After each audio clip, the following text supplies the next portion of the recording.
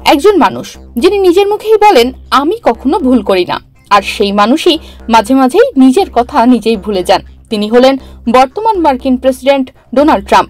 আর আজ আমরা তার সবচেয়ে বড় বড় এবং বিখ্যাত ডিগবাজির গল্পগুলো সম্পর্কে জানব। 2016 সালে ডোনাল্ড ট্রাম্প প্রেসিডেন্ট নির্বাচনের প্রচারণার সময় বলেছিলেন তিনি প্রেসিডেন্ট হলে চীনকে প্রথম দিন থেকেই শায়েস্তা করবেন, ওরা মুদ্রা কারসাজিকারী। কিন্তু নির্বাচনে জয়ী হবার কয়েক মাস পরেই দেখা গেল চীনের প্রেসিডেন্ট শি জিনপিংকে নিজের বাড়িতে ডিনারে দাওয়াত দিয়ে বলেছেন চীন ওরা তো মুদ্রা কারসাজি করেই না। এরপর 2020 সালে করোনা আসার পর তিনি বললেন এটা ফ্লুর মতোই, ভয় পাওয়ার কিছু নেই। কিন্তু করোনা ভাইরাস যখন তাকেই জেঁকে ধরলো তিনি তখন বললেন আমরা বিশ্বের সেরা চিকিৎসা পদ্ধতি পেয়েছি। এরপর আবার ট্রাম্প বললেন টিকটক আমেরিকার তথ্য চুরি করছে, চীন নাকি টিকটক দিয়ে আমেরিকানদের তথ্য চুরি করে নিজেদের মতো করে ব্যবহার করছে, এ কারণে টিকটক বন্ধ করে দিতে হবে।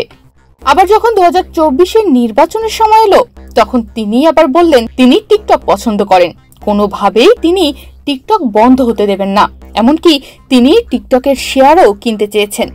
আবার তার ক্ষমতা গ্রহণের পর তিনি ডিওজি দিয়ে শুরু করলেন গণহারে লোক ছাঁটাই, নিজের নিয়োগ দেওয়া লোকজনকেও ছাড় দেননি ডোনাল্ড ট্রাম্প। বিষয়টা অনেকটা এরকম, আগে প্রশংসা পরে ছাঁটাই, একদম দ্য অ্যাপ্রেন্টিসের মতো।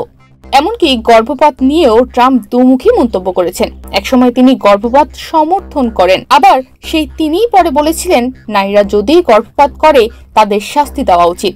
এভাবেই 25 বছরে 3 বার গর্ভপাত নিয়ে মত বদলেছেন তিনি। রাশিয়া নিয়েও একই গল্প, কখনো বন্ধুত্ব কখনো ঘোর শত্রুতা। ট্রাম্প নিজেই পুতিনকে ফোন করেছিলেন, আবার সংবাদ সম্মেলনে তিনি নিজেই বলেছেন পুতিনের আচরণে তিনি ক্ষুব্ধ।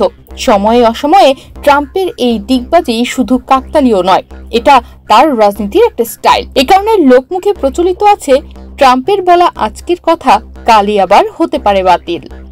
তনিমা রহমান, বাংলাদেশ প্রতিদিন।